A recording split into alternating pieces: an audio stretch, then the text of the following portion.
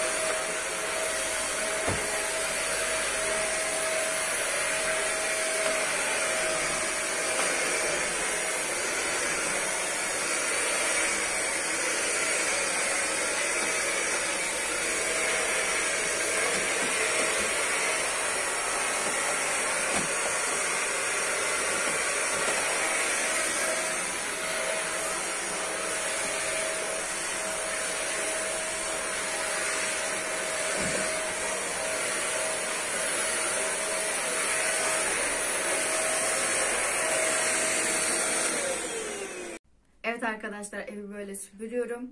Beni izlediğiniz için çok teşekkür ederim. Kanalıma abone olmayı, videoyu beğenmeyi, çevrenizde önerirseniz çok sevinirim. Bir sonraki videolarımda görüşmek üzere. Bay bay.